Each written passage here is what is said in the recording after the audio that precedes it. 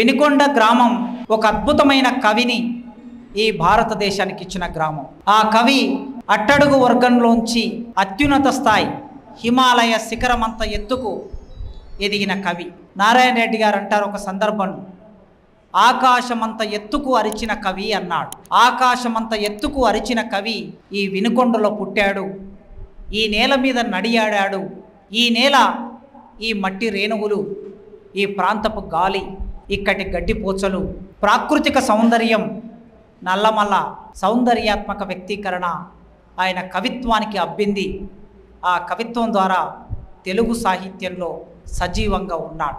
ఆయన రాసిన కవితా వాక్యం ఈ ప్రపంచంలో ఏ కవికైనా వర్తిస్తుంది. ప్రాంతం, దేశం, భాష, మతం, కులం వీటితో సంబంధం లేకుండా ప్రపంచమంతా అందరికీ వర్తిస్తుంది. అట్లాంటి అద్భుతమైన వాక్యం రాశాడు. ఇలాంటి అద్భుతమైన వాక్యాలు రాసిన కవులు ఇద్దరు.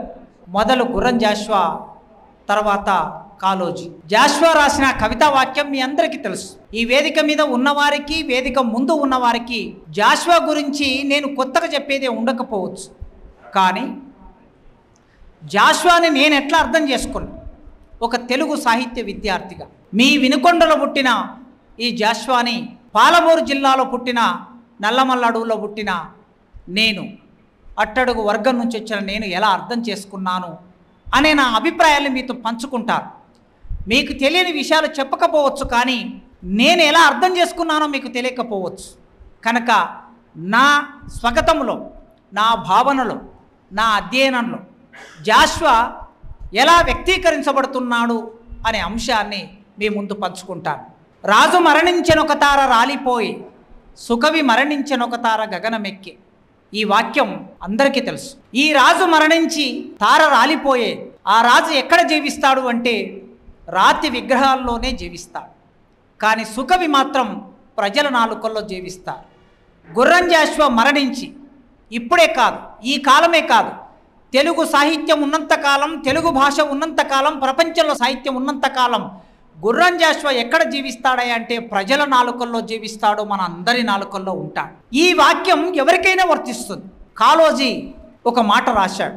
ఆయన రాసింది 1975లో ఎమర్జెన్సీ కాలంలో అవినీతికి వ్యతిరేకంగా పోరాటం చేసి, ఇందిరాగాంధీకి వ్యతిరేకంగా పోరాటం చేసిన జయప్రకాష్ నారాయణ. ఆ జయప్రకాష్ నారాయణ చనిపోయినప్పుడు రాసిన వాక్యం అది. ఆ వాక్యం, మనుషులు ఎవరైనా చనిపోతారు, కానీ చనిపోయిన మనిషి ఈ దేశానికి సంబంధించిన మనిషి అన్నాడు ఆయన. మనుషులు మరణించడం అనేది ఎవరైనా చేస్తారు, ఎవరికైనా సహజంగా జరిగేది. కానీ ఆ మనిషి ఈ మొత్తం దేశానికి సంబంధించిన అద్దంలాగా ప్రజల నాలుకల్లో ఉంటాడు అని కాళోజీ రాశాడు. కాళోజీ రాసిన వాక్యమైన, గుర్రం జాషువా రాసిన వాక్యమైన ప్రపంచంలో కవులందరికీ సంబంధించింది. తిరిగి ఆ వాక్యం వారికి కూడా వర్తిస్తుంది. వాళ్ళు రాసిన వాక్యం వారికి వర్తించడం ఆశ్చర్యము కాదు, వింత కాదు. అందరికీ వర్తించిన వాక్యం వారికి వర్తిస్తుంది. గుర్రం జాషువా ఆయన చనిపోయిన మనందరి నోళ్ళల్లో, మనందరి భాషణములో, మనందరి జ్ఞాపకాల్లో జీవించే ఉన్నాడు. అలాంటి వినుకొండ, తెలుగు సాహిత్యంలో వినుకొండ వల్లభరాయుడు గురించి మాట్లాడుకుంటాం, శ్రీకృష్ణదేవరాయల గురించి మాట్లాడుకుంటాం, అల్లసాని పెద్దన గురించి, రకరకాల భట్టుమూర్తి గురించి, దూర్జటి గురించి, అంతకుముందు నన్నయ్య గురించి, ఆ తర్వాత వీళ్ళ గురించి మాట్లాడుకుంటాం. ఈ అందరూ ఒక క్రమంలో తెలుగు సాహిత్యాన్ని సుసంపన్నం చేసిన వారు. కానీ వినుకొండ కేవలం తెలుగు సాహిత్యాన్ని సుసంపన్నం చేయటమే మాత్రమే కాదు, తెలుగు సాహిత్యానికి ఒక కొత్త అర్థాన్ని ఇచ్చింది, తెలుగు పద్యానికి ఒక కొత్త ఇతివృత్తాన్ని ఇచ్చింది, వ్యక్తీకరణకి ఒక కొత్త భావననిచ్చింది. అంటరాని ముట్టరాని కవితా వస్తువుని, అంటరాని ముట్టరాని రాయలేని భావ వ్యక్తీకరణ, కల్పనా చాతుర్యం, సౌందర్యాత్మక వ్యక్తీకరణ తెలుగు సాహిత్యానికి ఇచ్చింది. అది ఎవరి ద్వారా సాధ్యమైంది? గుర్రం జాషువా ద్వారా సాధ్యమైంది. నా జ్ఞాపకాల్లో ఒక 35 సంవత్సరాలు వెనక్కి వెళితే, 6వ తరగతో 7వ తరగతో చదువుకుంటున్న రోజుల్లో ఒక టీచర్, అలా మేము నడుచుకుంటూ వెళ్తూ ఉంటే ఒక టీచర్ పద్యం పాడుతూ ఉన్నాడు క్లాస్లో. అద్భుతంగా పాడుతూ ఉన్నాడు, కంఠతో పాడుతూ ఉన్నాడు, రాగయుక్తంగా పాడుతూ ఉన్నాడు. ఆ పద్యం అలా పాడుతూ ఉంటే కిటికీ పక్కన నిలబడి మొత్తం పాఠం అయిపోయే వరకు 40 నిమిషాల పాఠం విన్న జ్ఞాపకం నాకు గుర్తొస్తుంది. ఆనాటికి గుర్రం జాషువా ఎవరో నాకు తెలియదు. నేను 6వ తరగతి 7వ తరగతి అంటే 85, 86 సంగతి చెప్తున్నా. 40 ఏళ్ల కిందట ఈ భావన ఒక్కసారి జాషువాని విన్నప్పుడు ఆయన గురించి తెలుసుకోవాలనే ఆతృత ఏర్పడింది.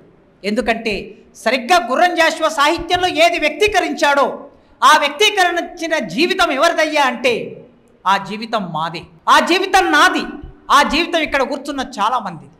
చదువుకు దూరమై, సంపదకు దూరమై, అధికారానికి దూరమై, ఊరికి దూరంగా నివసించే కుటుంబాల్లో ఉన్న మేము అప్పుడప్పుడే చదువుల్లోకి వస్తున్నప్పుడు మా జీవితం గురించి కూడా రాసిన కవి ఉన్నాడా అని అర్థం చేసుకుంటే ఆ కవి ఎవరు అని అన్వేషణ మొదలైంది. ఆ అన్వేషణ క్రమంలో 8వ తరగతికి వచ్చేసరికి గుర్రం జాషువా పాఠమే వచ్చింది. మాకు రాజు కవి అనే పాఠం వచ్చింది.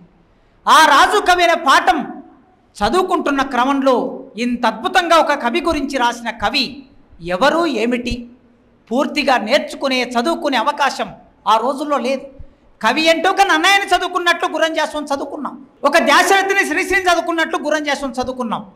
అట్లా ఆ అన్వేషణతో 35, 40 ఏళ్ల కిందట మొదలైన అన్వేషణ హైదరాబాద్కు డిగ్రీ చదువుకోవడానికి వచ్చిన తర్వాత, నిజాం కాలేజీకి వచ్చిన తర్వాత ఆ నిజాం కాలేజీలో ఉండే ఒక గొప్ప లైబ్రరీ, ఆ లైబ్రరీలో జాషువా పుస్తకాన్ని చేతిలోకి తీసుకోవడం ఒక మధురమైన అనుభూతి.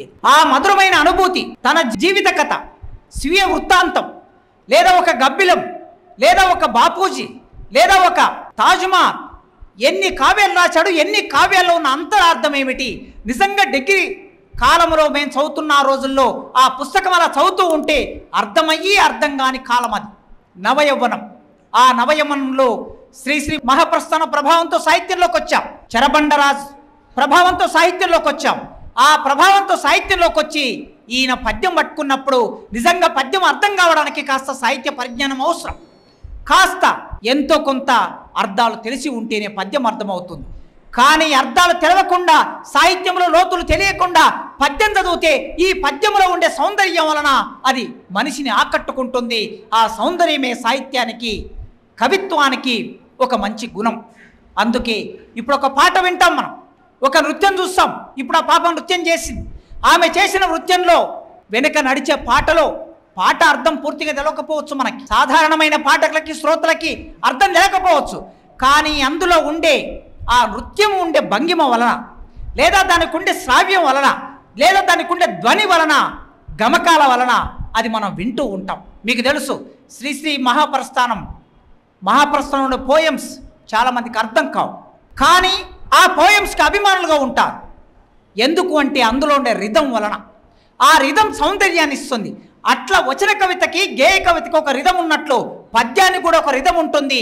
ఆ పద్యానికి ఉండే రిధం వలన డిగ్రీ చదువుకునే రోజుల్లో గుర్రం జాషువా పద్యాల్లోకి మేము ప్రవేశించాం.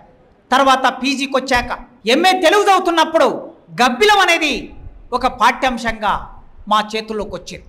గబ్బిలం పుస్తకాన్ని చేతిలో పట్టుకొని మా ప్రొఫెసర్ చెప్తున్న పాఠం వింటూ ఉంటే ఒక్కసారి మళ్ళీ ఆనాడు 7వ తరగతిలో 8వ తరగతిలో విన్న పాఠం, చదివిన పాఠం సంపూర్ణంగా అర్థం కాలేదు. కానీ ఇప్పుడు మా జీవితాన్ని, ఆయన చెప్పే పద్యాన్ని, ఈయన రాసిన పద్యాన్ని, గబ్బిలం జీవితాన్ని ఒక్కసారి మేము అన్వయం చేసుకుంటే, సమన్వయం చేసుకుంటే ఇంత అద్భుతంగా మా జీవితాల్ని కవితాత్మకంగా వ్యక్తీకరించిన ఒక కవి వినుకొండలో పుట్టాడు. అట్లా మొదలై ఇప్పటి వరకు మీ వినుకొండకు 2 సార్లు జాషువా గురించి మాట్లాడే ఒక అవకాశం, అరుదైన అవకాశం. చాలా సభల్లో మాట్లాడతాం, రోజు ఒక సభలో ఏవో మాట్లాడుతుంటాం. కానీ వినుకొండలో జాషువా గురించి మాట్లాడటం అనేది అరుదుగా లభించే అరుదైన గౌరవం. ఇది మాకు, ఇది ప్రత్యేకంగా లభించే గౌరవం. 1000 మంది ఉంటారు, లక్షల మంది ఉంటారు అన్ని సభల్లో. ఈ 30 ఏళ్ళుగా లక్షల మంది సభల్లో మాట్లాడాను, 1000 మంది సభల్లో మాట్లాడాను, 10 మందితో మాట్లాడాను, 100 మందితో మాట్లాడాను. కానీ ఇక్కడ మాట్లాడటం అనేది గౌరవం. ఎందుకు గౌరవం అంటే ఆ మనిషి నడయాడిన ఈ నేల, ఈ గాలి పీల్చుకోవటం అనేది గౌరవం. ఆ గాలి పీల్చుకుంటూ మీతో మాట్లాడటం, సంభాషించడం. మీకు జాషువా సార్ అంటున్నారు, మల్లికార్జున సార్, మా తాత గురించి మేము ప్రత్యేకంగా చెప్పడం ఏమిటండి? గుర్రం జాషువా వారి తాత ప్రత్యేకంగా చెప్పడం ఏమిటి, ప్రత్యేకంగా మాట్లాడటం ఏంటి? మీరు మాట్లాడాలి. మా తాత గురించి మీరు చెప్తే, మా గురించి మీరు చెప్తే ఆ గొప్పతనం ఏమిటో తెలుస్తుంది అన్నాడు. నిజమే, మన గురించి మనం చెప్పుకోవడం కాదు, మన గురించి పక్కవారు చెప్పాలి. అందుకే జాషువా నేను ఇట్లా అర్థం చేసుకునే క్రమంలో గుర్రం జాషువా 1895లో పుట్టాడని మీ అందరికి తెలుసు. తెలుగు సాహిత్యాన్ని మలుపు తిప్పిన కవులందరూ, రచయితలందరూ 1895 నుంచి 1905 మధ్యలో పుట్టారు. అంటే ఈ 20 సంవత్సరాల కాలంలో పుట్టారు. ఈ 20 సంవత్సరాలు మీరు ఎవరి జీవితాన్నైనా తీసుకోండి, శ్రీశ్రీ ఆ లెక్కకు వస్తే వీళ్ళందరికన్నా చిన్నవాడు. విశ్వనాథ సత్యనారాయణ, జాషువా, దువ్వూరి రామరెడ్డి, ఇట్లా మీరు ఎవరి జీవితానైనా 1895 నుంచి 1910 మధ్యన పుట్టిన కవులే మలుపు తిప్పారు. గేయ కవిత్వమైన, భావ కవిత్వమైన, అభ్యుదయ కవిత్వమైన ఆ మలుపు తిప్పేది పద్యమైన లేదా అది గేయమైన, వచన కవిత అయినా రాయడానికి ఈ కాలం ఏ కవినైనా చూడండి, మీరు పరిశీలించేటప్పుడు ఏ కవి కూడా ఆకాశం నుంచి ఊడిపడే కవులు ఉండరు. ఎవరైనా సరే తల్లి గర్భంలో నుంచి సహజంగానే పుడతాం. తల్లి గర్భంలోంచి పుట్టక ముందు మనం కవులం కాదు, మనం రాజకీయ నాయకులం కాదు, మనం ప్రొఫెసర్లం కాదు, లాయర్లం కాదు, దొంగ కాదు, మంచి కాదు. తల్లి గర్భంలోంచి అందరము ఒకేలాగా పుడతాం. తల్లి గర్భంలోంచి పుట్టిన తర్వాత ఈ సమాజం ఇచ్చిన అనుభవంతో, ఈ సమాజం ఇచ్చిన ప్రభావంతో మనం ఒక్కొక్కరం ఒక్కొక్క పద్ధతిలో మారుతాం. గుర్రం జాషువా పుట్టాడు, అందరిలాగా పుట్టాడు. కానీ గుర్రం జాషువా ఎవరి కడుపులో పుట్టాలి, ఎక్కడ పుట్టాలి ఆయన చేతుల్లో లేదు. ఆయన చేతుల్లో లేకుండా ఒక తల్లి కడుపులో పుట్టాడు. ఆ తల్లి అంటరాని తల్లి అయినప్పుడు, ఆ తల్లి సమాజానికి దూరంగా ఉంటున్నప్పుడు, ఆ తల్లి చర్చిలో ఉంటున్నప్పుడు, చర్చిలో చదివే పాటలు, చర్చిలో చదివే బైబిల్, పాడే పాటలు, తల్లి తండ్రుల ఇద్దరి ప్రభావంతో ఆయన పెరిగి పెద్దగా అవుతున్న క్రమంలో ఒకవైపు ఆంగ్ల సాహిత్యం పరిచయమైంది, మరోవైపు తెలుగు సాహిత్యం పరిచయమైంది. ఈ మధ్యలో గుర్రం జాషువా అనుభవించిన ఆ ఘర్షణనే గుర్రం జాషువాను తయారు చేసింది. సాహిత్యానికి వస్తువు ఎక్కడి నుంచి వస్తుంది? జీవితమే వస్తువు. కుటుంబరావు గారు ఉన్నారు. కొడవటి కుటుంబరావు గురించి మీరందరూ చూసి ఉంటారు, చదివి ఉంటారు. ఆయన చాలా కథలు రాశారు, నవలలు రాశారు, తెలుగు సాహిత్యాన్ని సుసంపన్నం చేశారు. ఆయన ఒక సందర్భంలో ఒక మాట అన్నాడు, ఎవరికైనా సరే రచయితలకి రాయడం రాకపోతే, తెలియకపోతే కూర్చోబెట్టి నేర్పిస్తాం. కానీ ప్రతి రచయితకి రచయిత కావాలనుకున్న ఎవరికైనా సరే ముడి సరుకు ఏమిటయ్యా అంటే, దినుసు ఏమిటయ్యా అంటే జీవితం దినుసుగా ఉండాలి. జీవితం దినుసుకుంటే రాయడం నేర్పిస్తాం. అసలు జీవితమే దినుసుగా లేకపోతే రాయటం నేర్పించడం సాధ్యం కాదు అన్నాడు. సరిగ్గా గుర్రం జాషువాకి జీవితం ఉంది, ఆ అద్భుతమైన జీవితం ఉన్నది, ఎవరికి లేని జీవితం ఉన్నది. ఆ కాలంలో పుట్టిన కవులందరిలో ఎవరికి లేని జీవితం ఆయనకు ఉంది కనుక ఆ జీవితమే ఆయన్ని రాసుకున్నాడు. ఎవరైనా సరే, ఇక్కడ కూర్చున్న వేదిక మీద కూర్చున్న వాళ్ళం ఎవరైనా సరే, పెనుగొండ గారైనా, లేదా ఎమ్మెల్యే గారైనా, లేదా డిసి చైర్మన్ గారైనా, నేనైనా, ఎవరైనా, మీ టీచర్ ఎవరయ్యా, నిన్ను ప్రభావితం చేసిన గురువు ఎవరయ్యా అంటే గురువుల పేర్లు చెప్తాం. నాకు ఒక గురువు ఉన్నాడు, అందరు గురువులు ఉన్నారు. గుర్రం జాషువా నీ గురువులు ఎవరయ్యా అంటే ఇద్దరు గురువులు. ఒక గురువు పేదరికం, రెండో గురువు అంటరానితనం. తన కవిత్వానికి మూలం ఎక్కడుందో చూడండి. చాలా స్పష్టంగా నా గురువు చాలా పెద్ద పండితుడు అని చెప్పలే. నా గురువులు ఇద్దరు, ఆ గురువులు నన్ను వెంటబడుతూ ఉన్నాయి. పేదరికం అనేది నాలో సహనం నేర్పింది, అంటరానితనం అనేది నాలో ఆత్మగౌరవాన్ని నేర్పింది. ఎక్కడ ఓడిపోకుండా, ఎక్కడ తలదించుకోకుండా నా జీవితంలో కసిని పెంచింది. ఆ కసి కవిత్వం వైపు ప్రయాణించేటట్లు చేసిందని చెప్పుకున్నాడు. అందుకే ప్రతి మనిషి, ప్రతి కవి, ప్రతి రచయిత ఎక్కడి నుంచి తయారవుతారు? ఈ సమాజం నుంచే తయారవుతారు, మనలో నుంచే తయారవుతారు, మన సమూహం నుంచి తయారవుతారు. అట్లా వినుకొండ నుండి, ఈ వినుకొండ ఎవరైనా సరే తాను పుట్టిన ఈ ప్రాంతం, తాను పెరిగిన ఈ ప్రాంతం, చదువుకున్న ప్రాంతం, ఉద్యోగం చేసిన ప్రాంతం, ఇదంతా ఒక ఎత్తు అయితే తనను బడిలోకి రానివ్వకుండా, గుడిలోకి రానివ్వకుండా, మనిషిగా చూడకుండా అంటరాని వాడని తరిమి కొట్టిన ఈ గ్రామం మీద ఆయనకు కోపం లేదు. ఈ దేశం అంబేద్కర్ను అంటరాని వాడిని చేసి తరిమి కొట్టింది. విదేశాలకు వెళ్ళి చదువుకున్నాడు. ఈ దేశం మీద అంబేద్కర్కి కోపం లేదు. అంబేద్కర్కి కోపమే ఉంటే ఈ దేశానికి రాజ్యాంగం రాసిచ్చేవాడు కాదు. ఈ దేశాన్ని ప్రేమించాడు, అద్భుతంగా ప్రేమించాడు. ప్రపంచంలో ఎవరు రాయలేని ఒక గొప్ప రాజ్యాంగాన్ని రాసి దేశానికి ఇచ్చాడు. అట్లే గుర్రం జాషువా తనను తక్కువ చూసిన ఈ ప్రాంతం మీద ప్రేమని పెంచుకున్నాడు, ద్వేషాన్ని పెంచుకోలేదు. అందుకే మీరు ఆయన స్వీయ వృత్తాంతంలో రాసుకున్న దాంట్లో చూస్తే ఈ వినుకొండ మీద, ఇక్కడ శ్మశానాల మీద, ఇక్కడి భూమి మీద, ఇక్కడి మసీదుల మీద, ఇక్కడి చర్చిల మీద, ఇక్కడి సమాధుల మీద బ్రిటిష్ వాళ్ళు చనిపోతే ఆ పాతి పెట్టిన బ్రిటిష్ వాళ్ళ సమాధుల మీద అద్భుతమైన కవితలు రాశాడు, అద్భుతమైన పోయమ్స్ రాశాడు, పద్యాలు రాశాడు. కనుక ఈ నేల మీద ఉన్న ప్రేమతో ఈ నేల ఎంత ఇబ్బంది పెట్టినా చిట్ట చివరికి చూడండి ఎంత ఆశ్చర్యం మనిషిలో. తల్లి తండ్రి ఇద్దరు క్రైస్తవులు, చర్చిలో ఉంటారు వాళ్ళు, ఇద్దరు క్రైస్తవులు. ఆయన చదువుకున్న తెలుగు సాహిత్యం, కానీ ఆయనను తరిమి కొడితే, ఆ క్రైస్తవం తరిమి కొడితే, నీవు హిందూ గ్రంథాలు చదువుకుంటున్నావు, నువ్వు మహాభారతం చదువుతున్నావు, రామాయణం చదువుతున్నావు, ఇతిహాసం చదువుతున్నావు, పురాణం చదువుతున్నావు, కనుక నువ్వు క్రైస్తవ మతానికి వ్యతిరేకివి అని తరిమి కొడితే, వెలివేస్తే ఆయనకు ఆశ్రయం ఇచ్చింది మసీద్. ఆ మసీద్ కూడా మీద రాసుకున్నాడు ఆయన. ఆ మసీద్ ఆశ్రయం ఇస్తే అక్కడ ఉండి జీవితానికి సానబెట్టుకున్నాడు. ఇట్లా ఎదిగిన ఆ కవి తెలుగు సాహిత్యంలోకి వస్తే సంస్కృతం చదువుకోవాలని ఉంది ఆయనకి. సాహిత్యం అంటే, కవిత్వం అంటే అలంకార శాస్త్రం. ఈ అలంకార శాస్త్రం చదవాలంటే సంస్కృతం రావాలి. సంస్కృతం వస్తేనే కావ్యాల్లో ఉండే కావ్య తత్వం అర్థమవుతుంది, సౌందర్యం అర్థమవుతుంది. కానీ సంస్కృతం చదువుకోవటం ఈ దేశంలో దళితులకి నిషిద్ధం, మాదిగలకి నిషిద్ధం. అంబేద్కర్కి సంస్కృతం చదువుకోవాలని ఉండింది. 8వ తరగతిలో సంస్కృతం చదువుకుంటాననే టీచర్ దగ్గరికి వెళితే సంస్కృతం చదువుకోవడానికి వీల్లేదు, నీ వంటచ్చుబులుగనా అని చెప్పి అవకాశం ఇవ్వకపోతే ఇంకో భాష చదువుకున్నాడు. జాషువాకి అవకాశం లేదు, కానీ తన మిత్రుడు, తనకు గురువు, ఎవరో ఒకరు మంచి వాళ్ళు ఉంటారు సమాజంలో. బ్రాహ్మణులంటే అందరు చెడ్డవాళ్ళు కాదు, దళితులంటే అందరూ మంచి వాళ్ళు కూడా కాదు. బ్రాహ్మణుల్లో మంచి వాళ్ళు ఉంటారు, చెడ్డవాళ్ళు ఉంటారు. దళితుల్లో మంచి వాళ్ళు ఉంటారు, చెడ్డవాళ్ళు ఉంటారు. రెడ్లలో, కాపులో, కమ్మలో, అన్ని కులాల్లో మంచి వాళ్ళు, చెడ్డవాళ్ళు ఉంటారు. మంచితనాన్ని స్వీకరించాలి. ఈ ప్రపంచంలో మారడానికి, వ్యక్తులు మారడానికి, రూపొందడానికి మూలం ఇచ్చిన వాళ్ళు, కారణమైన వాళ్ళు, ఆ మంచి వాళ్ళు పై కులాల్లో ఉన్నారు. అంబేద్కర్కి చదువు చెప్పింది బ్రాహ్మణ్, అంబేద్కర్ని ప్రోత్సహించింది బ్రాహ్మణ్, అంబేద్కర్కి స్కాలర్షిప్ ఇచ్చిన క్షత్రియుడు. వాళ్ళు లేకపోతే అంబేద్కర్ లేడు. అందుకే ఇక్కడ గుర్రం జాషువా కూడా సంస్కృతం నేర్పించిన ఆ గురువు, ఆ బ్రాహ్మణుడు లేకపోతే సంస్కృతం వచ్చేది కాదు. దగ్గరికి తీసుకున్నాడు, సంస్కృతం నేర్పించాడు. సంస్కృతం నేర్పించిన తర్వాత మీరు ఆ కాలం చూడండి ఒక్కసారి. 1910 వచ్చే నాటికి 15 ఏళ్ళలో 20 ఏళ్ళలో వయసు వస్తే, అంటే 1910 నుంచి భావకవిత్వం మొదలైంది. ఈ భావకవిత్వాన్ని కృష్ణశాస్త్రి ఒక స్థాయికి తీసుకెళ్ళాడు. ఎంత స్థాయికి తీసుకెళ్ళాడు? ఆకులో ఆకునై, సెలయేటిలో సెలయేరునై, ఈ అడవి దాగిపోనా, ఎచటైనా ఇచటనే ఆగిపోనా. కవిత్వం రాస్తున్నాడు. మనిషి ఎక్కడికి వెళ్ళాడు? ప్రకృతిలోకి వెళ్ళాడు. మానవ జీవితాన్ని వదిలేసి మరో దగ్గరికి వెళ్ళాడు. అప్పుడు విమర్శకులందరూ అన్నారు, పారిపోయారు కవులు, సోమరిపోతులు కవులు, దొంగలు కవులు అని విమర్శ రాసిన వాళ్ళు కూడా ఉన్నారు. కవి అంటే సమాజాన్ని పట్టించుకోవాలి, అలా పట్టించుకోకుండా కవి పలాయనవాది అయిపోయాడు అన్నారు. అట్లా పలాయనవాది అయిపోయి ఆ కవి ఎక్కడున్నాడు? ఆకాశంలో సంచరిస్తున్నాడు. ఎట్లా సంచరిస్తున్నాడు? ఆకాశంలో నీటి కొలనులు ఉంటాయట.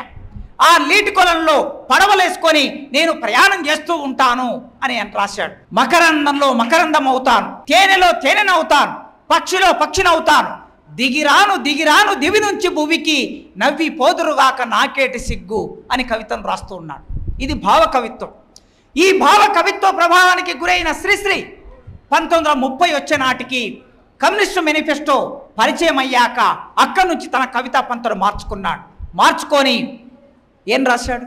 పదండి ముందుకు తోసుకపోదాం పై పైకి అని రాశాడు. ఇలా శ్రీశ్రీ అభ్యుదయం, కృష్ణశాస్త్రి భావకవిత్వం, మరోవైపు విశ్వనాథ సత్యనారాయణ 1000 పడగలు, రకరకాల కావ్య సంప్రదాయాన్ని బలపరుస్తూ గతకాలమే మేలని చెబుతూ గతకాలాన్ని మళ్ళీ పునరుజ్జీవింపజేయడానికి ప్రయత్నం చేస్తున్న విశ్వనాథ సత్యనారాయణ.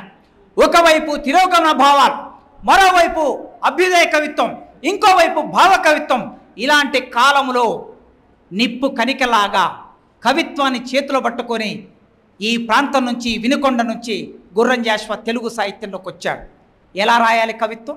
వచన కవిత రాయాలా శ్రీశ్రీలాగా, లేదా కృష్ణశాస్త్రిలాగా గేయం రాయాలా, లేదా విశ్వనాథ సత్యనారాయణ పద్యం రాయాలా? ఏది రాయాలి? చాలామంది విమర్శ కూడా చేశారు. శ్రీశ్రీ నాకు వ్యక్తిగతంగా అభిమాని, పెనుగొండ లక్ష్మీనారాయణ గారు, వీళ్ళందరూ అభ్యుదయ రచయితల సంఘమైన, విప్లవ రచయితల సంఘమైన శ్రీశ్రీని ఒక ఎజెండాగా, ఒక మేనిఫెస్టోగా తీసుకొని పుట్టినటువంటి సంఘాలు. వారి పట్ల అపారమైన గౌరవాన్ని ప్రకటిస్తూ శ్రీశ్రీ గారి పట్ల గుర్రం జాషువా గురించి శ్రీశ్రీ గారు ఏమన్నారంటే, దిగువ స్థాయి కవిత్వము అన్నాడు, 2వ శ్రేణి కవిత్వము అన్నాడు శ్రీశ్రీ గారు. వారి అవగాహన 2 కారణాలు చెప్పాడు. ఒకటి, పద్యం అనే రూపాన్ని ఎంచుకోవటం మూలంగా. 2, ఆనాటి అభ్యుదయ కవిత్వం వైపు లేదా భావ కవిత్వం వైపు పోకుండా ఒక ప్రత్యేకమైన గొంతును వినిపించటం మూలంగా. కానీ పద్యం ఎందుకు ఎంచుకున్నాడు? మీకు ఒక ఉదాహరణ చెప్తా. ఆనాడు శ్రీకృష్ణదేవరాయల ఆస్థానంలో 8 మంది కవులు ఉన్నారు. అష్టదిగ్గజాలు అంటాం వీళ్ళని. వీళ్ళలో భట్టుమూర్తి ఒక కవి. భట్టుమూర్తి అంటే భట్రాజు కులానికి చెందినవాడు. అందరి కవుల్లో శూద్ర కులానికి చెందిన ఏకైక కవి భట్టుమూర్తి. ఆయన ఎక్కడైనా కవుల దగ్గరికి వెళ్తే భట్టుమూర్తి అని పేరు పెట్టి, కులం పేరు పెట్టి అవమానించే వాళ్ళట బ్రాహ్మణ కవులందరూ. అప్పుడు ఆయన ఏం చేశాడంటే, నా పేరులో కులం ఉంది కనుక నా కులం పేరు పెట్టి అవమానిస్తున్నారు కదా అని ఆయన పేరు మార్చుకున్నాడు. రామరాజభూషణుడు అని పేరు పెట్టుకున్నాడు. రామరాజభూషణుడు అని పేరు పెట్టుకొని అల్లసాని పెద్దన మను చరిత్ర రాశాడు. భట్టుమూర్తి రామరాజభూషణుడు వసు చరిత్ర రాశాడు. వసు చరిత్ర మన చరిత్ర రాయటం గొప్పతనం కాదు. కానీ రామరాజభూషణుడు ఏం రాశాడంటే కావ్యాలంకార సంగ్రామం రాశాడు. అంటే కావ్యంలో కవి గొప్పతనం ఏమిటి, కవి తప్పులు ఏం చేస్తాడు, కవి ఉపమానాలు ఏం చేస్తాడు, వర్ణన ఏం చేస్తాడు, వస్తువును ఎట్లా చెప్తాడు, అందులో తప్పులు ఏమిటి, వ్యాకరణ దోషాలు ఏమిటి అని రాశాడు. వ్యాకరణ దోషాలు రాసినటువంటి వాళ్ళు ఎవ్వరు తెలుగు సాహిత్యంలో లేరు, గొప్పవాళ్ళు లేరు. కానీ రామరాజభూషణుడు ఒక శూద్ర కవి. ఎందుకు రాశాడంటే, నన్ను శూద్రుడని అవమానించారు కదా, శూద్రుడైన నేను బ్రాహ్మణుడైన మీ కవిత్వంలో ఉన్న లోపాలు ఏమిటో నేను ఎత్తి చూపిస్తాను చెప్పేసి అలంకార శాస్త్ర గ్రంథాన్ని ఆనాడే రాసి చూపించాడు. అట్లా ఒక పెయిన్తో, ఆ పెయిన్ వెంటబడి తరుముతూ ఉంటే ఒక మాట కూడా ఉన్నది. మన తెలుగు సాహిత్యంలో ప్రముఖుడైనటువంటి వ్యక్తులు చాలామంది రాసిన మాటని. ఆ మాటలో ఏం రాశారంటే, రామరాజభూషణుడు తన ఇంటి నుండి బయలుదేరి నడుచుకుంటా పురవీధుల్లో నడుచుకుంటూ వెళ్ళేవాడట. అగ్రహారం నడుచుకుంటూ వెళ్తూ ఉంటే బ్రాహ్మణుల పిల్లలు అక్కడ ఇళ్లల్లో కూర్చొని పద్యాలు చదువుతూ ఉండేవాళ్ళట, కావ్యాలు చదువుతూ ఉండేవాళ్ళట. వాళ్ళ తల్లిదండ్రులు ఏం చెప్పేవారటంటే, ఈ భట్టుమూర్తి అనేవాడు ఈ రోడ్డు మీద నడుచుకుంటూ వెళ్ళే వరకు మీరు మౌనంగా ఉండండి, కావ్యాలు చదవకండి అని చెప్పేవాళ్ళట. కారణం ఏమిటి అంటే, మీరు చదివేటప్పుడు తప్పులు చదువుతారు, మీరు తప్పులు చదివితే వాడు గుర్తుపడతాడు, గుర్తుపట్టి మిమ్మల్ని తిడతాడు, బ్రాహ్మణ కులంలో పుట్టిన వాళ్ళకు చదువు రాదు అంటాడు, కనుక మీరు మౌనంగా ఉండండి అనేవాళ్ళట. అంతటి పండితుడు ఒక శూద్ర కులంలో పుట్టాడు ఆనాడు 15వ శతాబ్దం 16వ శతాబ్దం.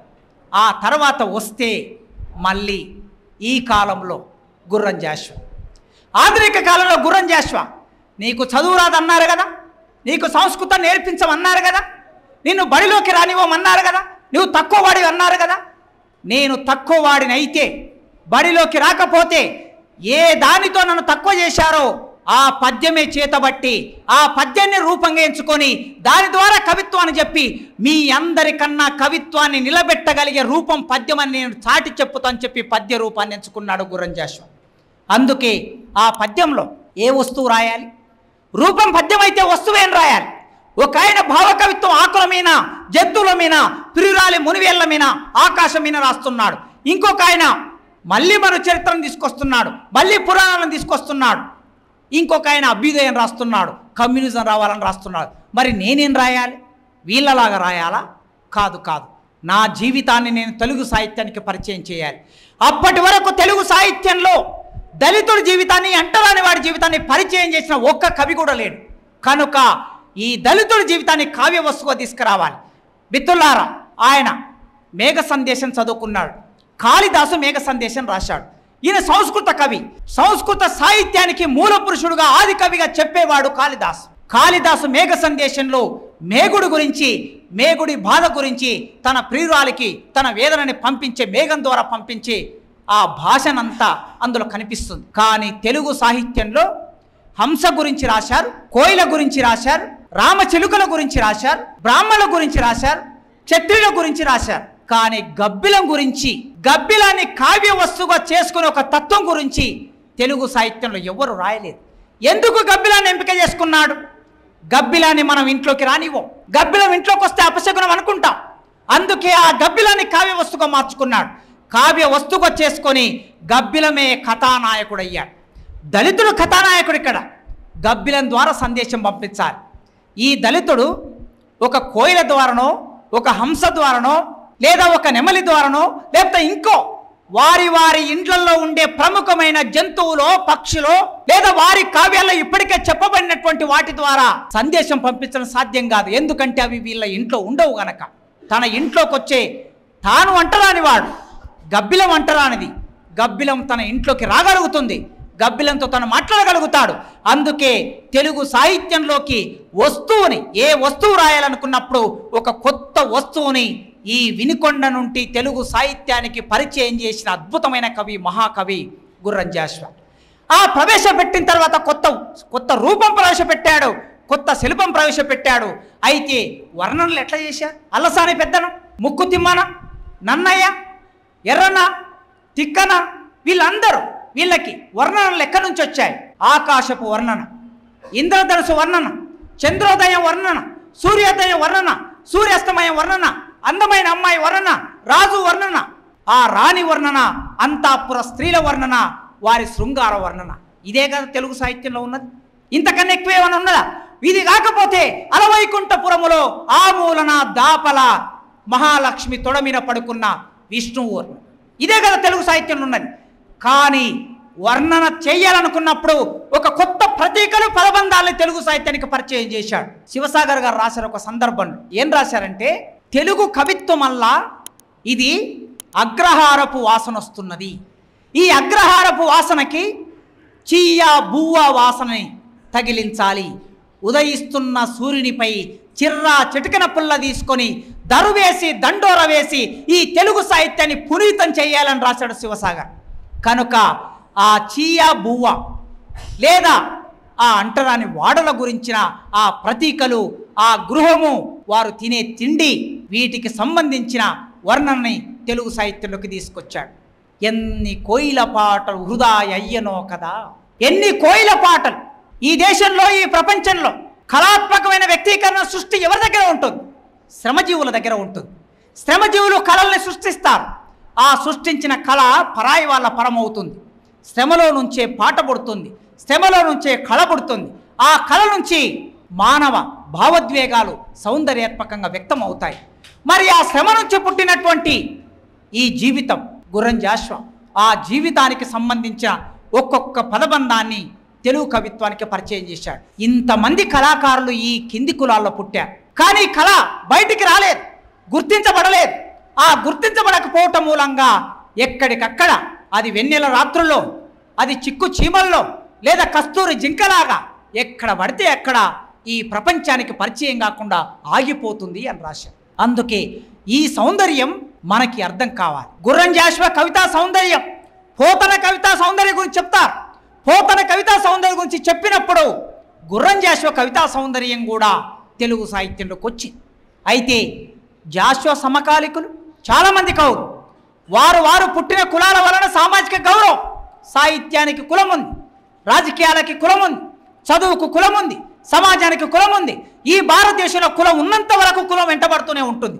కనుక కుల నిర్మూలన గురించి ఒక తాత్విక చింతన చేసిన వాడు గుర్రం జాషువా. ఆ తాత్విక చింతన భారతదేశం గురించి ఆ గబ్బిలానికి చెబుతూ ఎంత అద్భుతమైన వర్ణన చేశాడండి. ఈ దేశం ఎంత గొప్పదో చెప్పాడు. ఈ దేశంలో తాను ఎంత బాధపడుతున్నాడో చెప్పాడు. ఆ ఎరిగిన మంచం ఎక్కి కలిగిన గంజి తాగే ఆ శూద్రుడు, ఆ అరుంధతి సుతుడు, ఏమి లేని అరుంధతి సుతుడు ఆ గబ్బిలంతో సంభాషించేవాడు.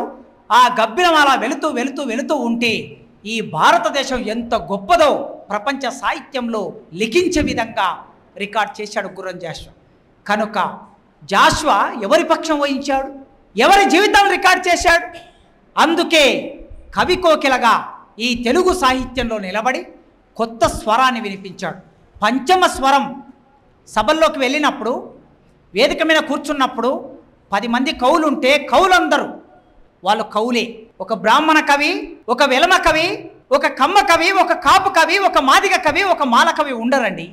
కవి అంటే కవే, ఎమ్మెల్యే అంటే ఎమ్మెల్యేనే, ప్రొఫెసర్ అంటే ప్రొఫెసరే, లాయర్ అంటే లాయరే. కానీ తెలుగు కవిత్వానికి ఉండే, తెలుగు సాహిత్యానికి ఉండే ఆ కులపిచ్చి వలన పంచమ స్వరం వినిపిస్తారు ఇప్పుడు గుర్రం జాషువా అన్నారు. ఆ పంచమ స్వరం అడిగాడు ఆయన. ముసలివాడైన బ్రహ్మకు పుట్టినారట 4 కుమారులని విన్నాము. కాని చాతుర్వర్ణ వ్యవస్థ, బ్రాహ్మణులు, క్షత్రియులు, వైశ్యులు, శూద్రులు, ముసలివాడైన బ్రహ్మకు పుట్టినారు 4 కుమారులని విన్నాము. కాని ఇది బాగుంది, అక్కడ లాజిక్ ఉంది. కనపడవేమిరా జగము కల్పన చేసిన గారడీడ. హేతువాద దృక్పథంతో ఈ తెలుగు నేల మీద జరిగిన సామాజిక ఉద్యమాల్లో ఆనాడు త్రిపురనేని రామస్వామి చౌదరి లాంటి వాళ్ళు మనిషిని మనిషిగా చూడాలి, సమాజాన్ని సమాజంగా చూడాలి. కంటికి కనిపించేదే గుర్తించాలి, కంటికి కనిపించేదాన్ని గుర్తించకూడదు. అప్పుడే సమాజంలో శాస్త్రీయ భావాలు వస్తాయని ఆనాడు గురజాడ అప్పారావు చెప్పిన, త్రిపురేని రామస్వామి చౌదరి చెప్పిన ఆ తాత్విక చింతనని కవిత్వంలోకి తీసుకొచ్చాడు. కవిత్వంలోకి తీసుకొచ్చి కనపడవేమిరా జగము కల్పన చేసిన గారడి, ఈ భూమి ఎవడో సృష్టించాడు, ఈ గాలి ఈ ప్రకృతి ఎక్కడి నుంచి వచ్చింది అంటే ఎవరో పైన ఉండి తయారు చేశారు. ఈ మనుషులు ఎక్కడి నుంచి వచ్చారు, అదో తల నుంచి ఒకడు, భుజం నుంచి ఒకడు, తొడల నుంచి ఒకడు, పాదం నుంచి ఒకడు పుట్టాడు. బాగుంది. ముసలివాడైన బ్రహ్మకు అనే ప్రశ్న వేశాడు. మామూలు బ్రహ్మకు పుట్టిన 6 కుమారులు అనొచ్చు, ఛందస్సు కూడా పెద్ద ఇబ్బంది ఏమి లేదు.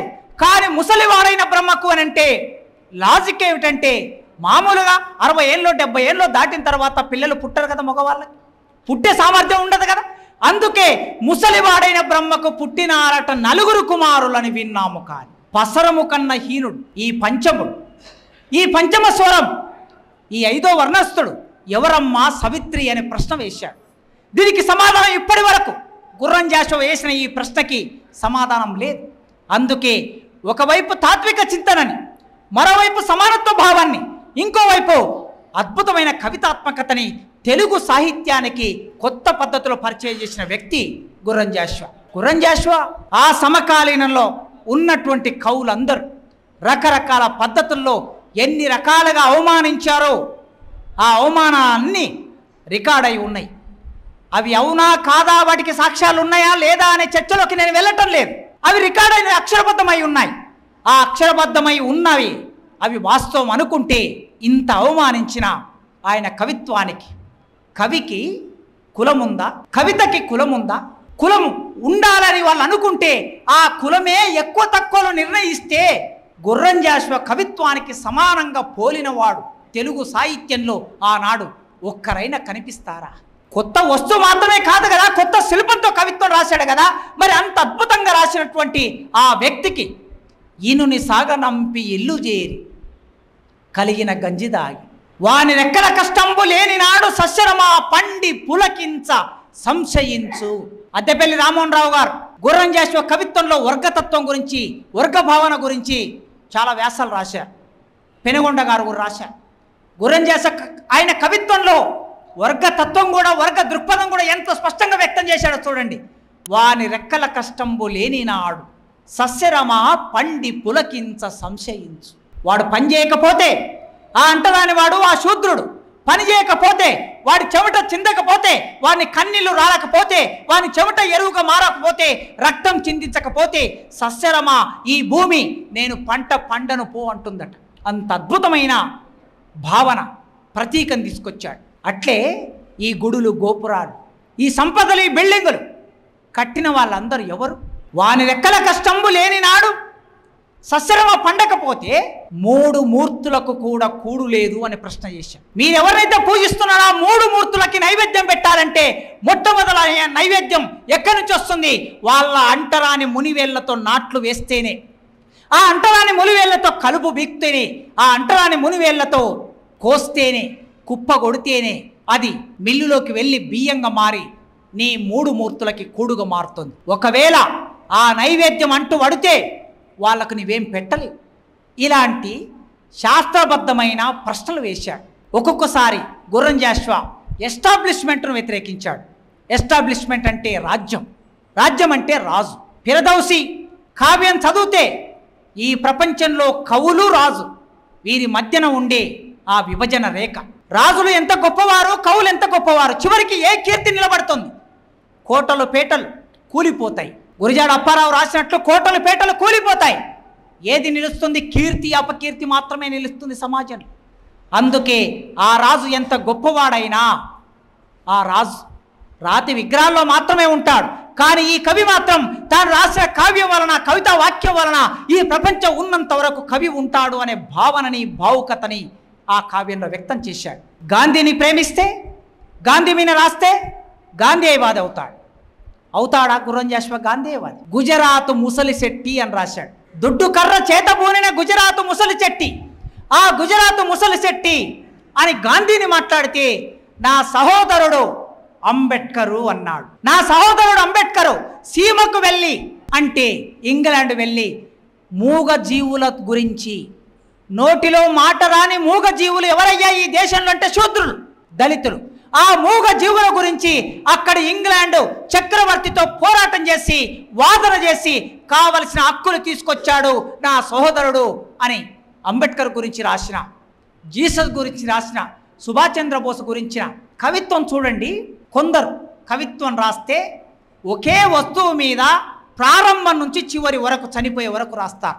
కవి ఎప్పుడు నిలబడతాడంటే విస్తృతమైన వస్తువుల్ని తన కవిత వస్తువుగా ఇతివృత్తంగా మార్చుకున్నప్పుడే కవి నిలబడతాడు. ఆయన ఎక్స్టెన్షన్ విస్తరణ ఎంత ఉందంటే అంటరాని తన నుంచి గాంధీ వరకు, క్రీస్తు వరకు, సుభాష్ చంద్రబోస్ వరకు విస్తృతమైన వ్యాప్తి ఉన్నది ఆయన కవిత్వంలో. ఆ వ్యాప్తి వలన ఇవాళ తెలుగు సాహిత్యంలో ఆయన నిలబడ్డాడు. అందుకే గుర్రం జాషువా దళిత కులంలో పుట్టినంత మాత్రాన, మాదిగ కులంలో పుట్టినంత మాత్రాన ఆయన మాదిగ కవి కాదు, ఆయన దళిత కవి కాదు, ఆయన ఈ దేశపు కవి, ఆయన ఈ రాష్ట్ర కవి. ఆయన కవిత్వాన్ని పతాక స్థాయికి తీసుకెళ్లిన కవి. ఆ పతాక స్థాయికి తీసుకెళ్లే క్రమంలో ఎన్ని ఎత్తుపల్లాలుంటాయి, ఆ ఎత్తుపల్లాలన్నిటిని సవిచూచాడు, వాటన్నిటిని జీవితంలో భాగం చేసుకున్నాడు. ఆ జీవితాన్ని మన ముందు వ్యాఖ్యానంగా పెట్టాడు. ఎక్కడి నుంచి వచ్చింది ఈయనకి ఈ శిల్పం, ఈ కవితా శిల్పం ఎక్కడి నుంచి వచ్చింది, ఈ కవితా ప్రతిభ ఎక్కడి నుంచి వచ్చింది? ఎక్కడి నుంచి వచ్చిందంటే ఎన్ని కోయిల పాటలు వృధా అయ్యనో కదా అని రాశాడు కదా. ఆ కోయిల పాట ఏమిటో తెలుసా? అక్షరం ముక్క రాని కోయిల పాట. ఈ అక్షరం ముక్క రాని కోయిలలు ఎవరు? పాటలు పాడేవారు. సుద్దాల అశోక్ తేజ రాసిన పాట మీ అందరికీ తెలుసు. టప టప టప టప టప టప చెమట చుక్క తాళాలై పడుతుంటే, కరిగి కండన రాలే స్వరాలు కడుతుంటే, పాట పనితో పాటే పుట్టింది, పని పాటతోటే జత కట్టింది. గుర్రం జాషువా తన స్వీయ వృత్తాంతంలో రాసుకున్నాడు. అల్లరి పిల్లవాడు, విపరీతంగా ప్రకృతిలో భాగమయ్యేవాడు, ఈత కొట్టేవాడు, ఎగిరి దుంకేవాడు, కొట్లాడేవాడు, పట్టుబట్టేవాడు, ఏడ్చేవాడు, కోపగించుకునేవాడు, ప్రియుడు. అన్ని రకాల భావాలు ఉన్నాయి. ఈ అన్ని రకాల భావాలకి మూలం జానపద సాహిత్యం, మౌఖిక సాహిత్యం, అల్లిక వారసత్వం. చదువొచ్చిన వాళ్ళు రాస్తారు, చదువు రాని వాళ్ళు అల్లుతారు. మంచం అల్లినట్లు, చాట అల్లినట్లు, గంప అల్లినట్లు, తట్ట అల్లినట్లు కవిత్వాన్ని అల్లుతారు. చదువు వచ్చిన వాడు రాస్తే, చదువు రాని వాడు అల్లుతాడు. ఆ అల్లిక వారసత్వం ఆయనకి కవిత్వాన్ని ఇచ్చింది, ఆయనకి శిల్పాన్ని ఇచ్చింది. అందుకే ఆ శిల్పం వలన తన జీవితం, అల్లిక వారసత్వం, జానపద సాహిత్యం, ఆ ప్రజల శ్రమ సంస్కృతి ఆయనకు కవిత్వాన్ని నేర్పింది. ఆ శ్రమ సంస్కృతి శిల్పాన్ని నేర్పింది. ఆ శ్రమ సంస్కృతి ఒక స్పష్టమైన దృక్పథాన్ని ఇచ్చింది. అందుకే గుర్రం జాషువా శ్రమైక జీవన సౌందర్యానికి సమానమైనది లేనే లేదు అని శ్రీశ్రీ రాసినట్లు, ఆ శ్రమ జీవితానికి, సౌందర్యానికి అక్షరం కట్టి దాన్ని సాహిత్యంలో నిలబెట్టాడు. ఆ అక్షరాలు ఎప్పటికీ ఉంటాయి. ఈ వినుకొండ, ఈ ప్రాంతం ఒక అద్భుతమైన కవినిచ్చినటువంటి మీరు, కవిని గన్న తల్లి జన్మం ధన్యం. అది ఆయనే రాశాడు. ఈ కవిని గన్న తల్లి ఎంత గొప్ప తల్లి, ఈ వినుకొండ తల్లి ఎంత గొప్ప తల్లి, వల్లభరాయుడు ఎంత గొప్పవాడు, ఈ నేల ఎంత గొప్పది. ఇక్కడి మసీదులు, ఇక్కడి కాలువలు, ఇక్కడి గాలి, ఇక్కడి పిల్ల తెమ్మెర, ఇక్కడి కోలాటం, ఇక్కడి ఆటలు, ఇక్కడి పాటలు ఎంత అద్భుతమైనవి. అంత అద్భుతమైనటువంటి వ్యక్తిని రూపొందించి ఈ ప్రపంచానికి ఇచ్చారు. అలాంటి గుర్రం జాషువా ఈ తెలుగు సాహిత్యంలో చిరస్మరణీయుడు. ఆయన తెలుగు కవి, ఆయన భారతదేశపు కవి, ఆయన ప్రపంచపు కవి. అలాంటి గొప్ప కవి సమాజం సమానంగా ఉండాలని కోరుకున్నాడు. సమానత్వాన్ని కోరుకోవటం సాహిత్యం ద్వారా కోరుకున్నాడు. ఆ సాహిత్యం ద్వారా కోరుకొని, సాహిత్యం భావుకతతో కూడుకున్నది కదా, హృదయాన్ని స్పందింపజేస్తుంది, మనసును ఆలోచింపజేస్తుంది, హృదయం నుంచి మనసుకు వెళ్తుంది. నారాయణ రెడ్డి గారు అన్నారు, కవిత్వం అంటే ఏమిటయ్యా అంటే హృదయగత వ్యాపారము అన్నాడు. అంటే హృదయంలో పుట్టి అది మెదడుకు వెళుతుంది. ఆ హృదయాలని మార్చే ఒక కళారూపం కవిత్వం. ఆ కళారూపాన్ని కవి ఎంపిక చేసుకున్నాడు. ఎంపిక చేసుకొని మనుషులందరూ సమానమైన ఒకానొక వాతావరణం ఉంటుంది. ఇప్పుడు ఒక మిత్రుడు చెప్తూ ఉన్నాడు, అక్కడి నుంచి వస్తూ ఉంటే గుర్రం జాషువా ఇల్లు చూపెట్టి, అదిగో ఆ ఇంట్లో కూర్చొని కవిత్వం రాశాడు. ఆ ఇంట్లో కూర్చుంటే అవతల వైపు శ్మశానం కనిపిస్తుంది. ఆ శ్మశానం అందులోకి రాజు వస్తాడు, ధనవంతుడు వస్తాడు, కవి వస్తాడు, పేదవాడు వస్తాడు, దొంగ వస్తాడు, మంచివాడు వస్తాడు, చెడ్డవాడు వస్తాడు. అందరూ అక్కడికి వచ్చినప్పుడు అందరూ సమానమే. ఆ సమానములో దుఃఖం మిగిలిపోతుంది. ఆ దుఃఖం, ఆ మనిషి చనిపోతే, ఆ భర్త చనిపోతే ఒంటరిగా మిగిలిపోయిన భార్య దుఃఖం, ఆ కొడుకు చనిపోతే ఒంటరిగా మిగిలిపోయిన తల్లి దుఃఖం, ఆ కవి కమ్మని కవి కలం అందులో కాలిపోతూ ఉంటే ఒంటరిగా మిగిలిపోయిన మనందరం. కవి కలం కాలిపోయింది, కానీ ఆ కవి కలం మధురమైన కవితల్ని వెదజల్లుతూ ఉంది. ఆ కవిత్వపు వాసల్ని, ఆ కవిత్వపు మధురమల్ని మనమందరం ఆస్వాదిస్తున్నాం. ఈ వినుకొండకి నన్ను పిలిచి ఈ మాటలు మీరు వినే అవకాశం కల్పించిన మీ అందరికీ పేరు పేరున వందనాలతో థ్యాంక్ యూ.